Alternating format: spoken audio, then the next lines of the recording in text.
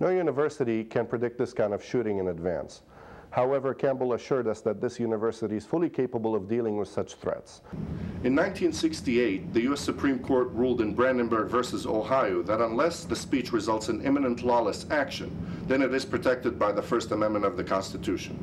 That law remains in effect today. Although some students are concerned over the move to FBS status because they believe it may take away funding from other departments, Correll says this move is going to be for the greater good of the university. For Bobcat Update, I'm Monte Ashqar. Earlier this month, Senator Shanna Schultz brought up articles of impeachment against Chief Justice Mike Guzman on the basis he allegedly violated ASG's code of conduct for discriminating against certain ethnic groups in a series of columns he wrote for the University Star. Schultz says a student complained to her about Guzman's columns. Originally, it was sourced from a constituent of mine in one of my classes. He had the articles that were written, and he came up to me and goes, "Is this guy an ASG?" And I answered yes.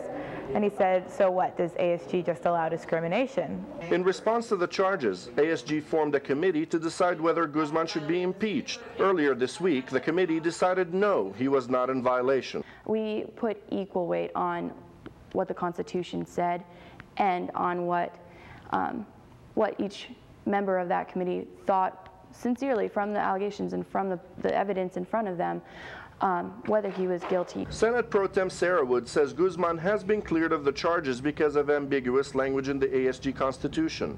Guzman says he's the one who's been discriminated against. I'm a conservative columnist, and I think if I was a liberal columnist writing on liberal issues, I think they wouldn't have had a problem with anything that I have written.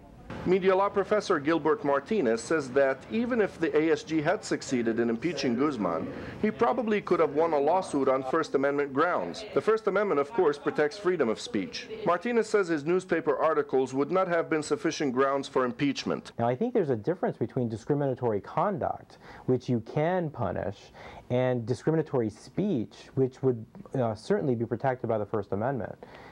You know, you can't force someone to have an opinion that they don't have. Martinez says that the courts usually rule in favor of more speech, not less.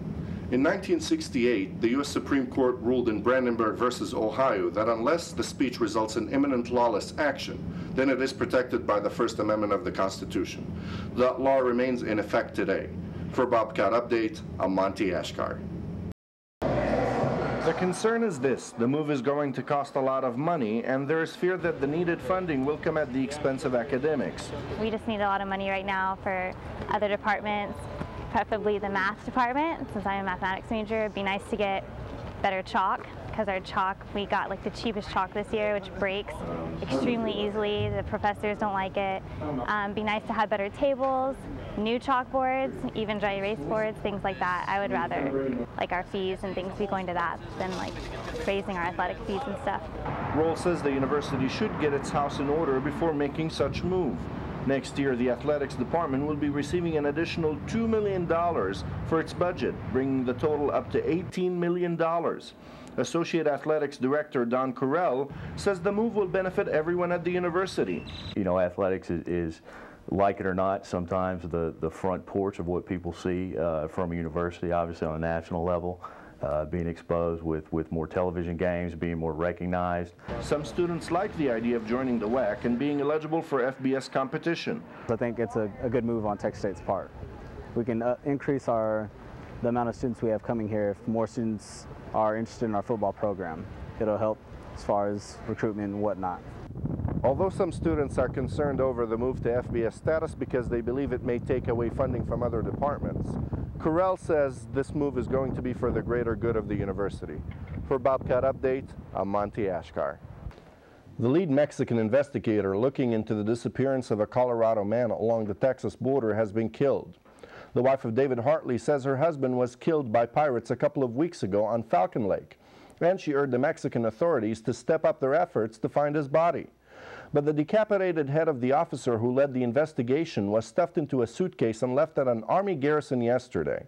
Mexican drug cartels are set to control the area on Falcon Lake where Hartley was killed while jet skiing.